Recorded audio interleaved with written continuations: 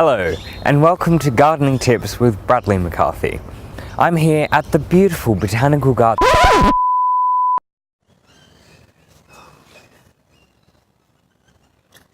Hey, so obviously we were going to have a Botanic Garden special today, but found out while we're in there that you need permission to film in there, which we didn't know.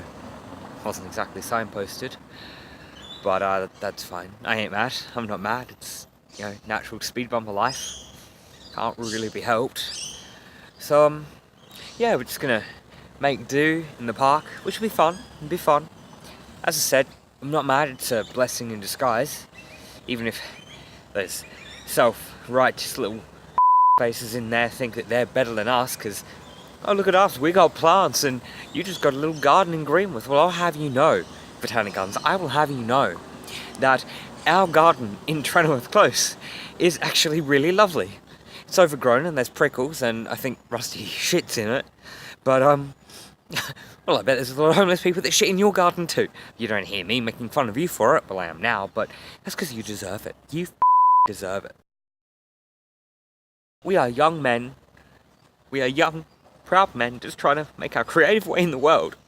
And here they are, just shitting on it.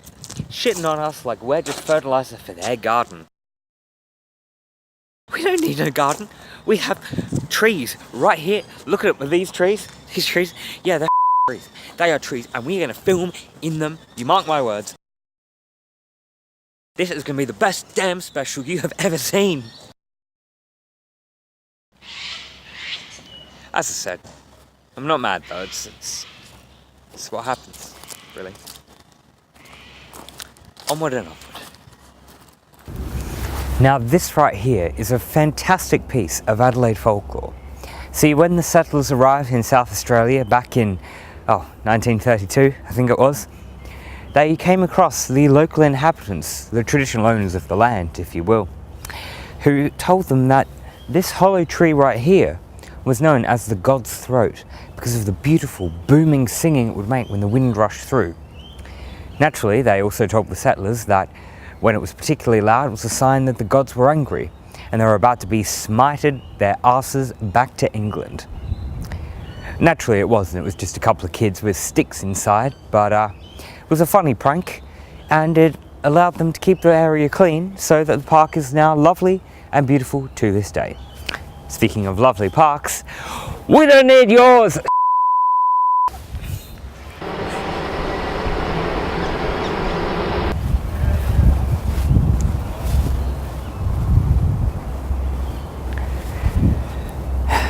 Fantastic, isn't it? A whole clump of bees stuck to a tree branch. Now, we're all familiar with the image of Winnie the Pooh climbing into a big beehive to grab his honey. But scientists actually estimate that a single beehive like this could kill our favourite bear no less than 8.5 times before he'd so much as licked the first pot.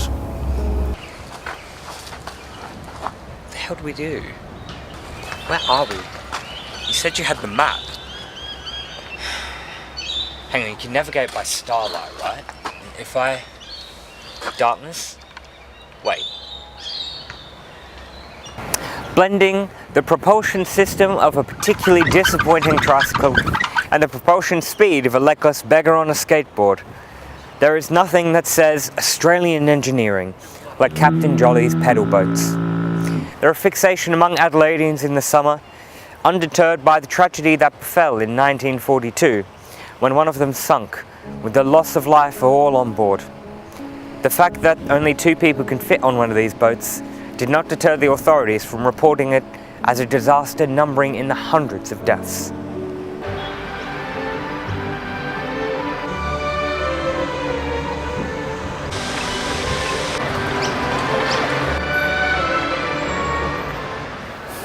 Created after a misunderstanding in which the Lord Mayor requested a monument that would show the city really had some balls, the Moles Balls is an integral part of life in Adelaide, to the degree that you're not truly an adult or a citizen unless you can make a satisfying genitalia-related pun based on our favourite monument.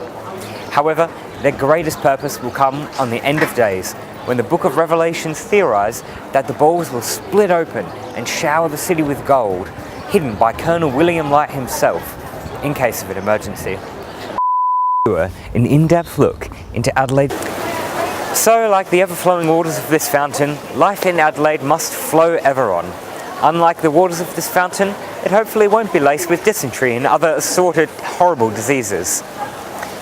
It has been a pleasure to have you as my audience tonight. At least, I assume it has. I'm a massive pixels at this point. But regardless, we'll be back at some undisclosed time for more undisclosed topics. Hopefully with a greater number of permits next time. Thank you and have a lovely night.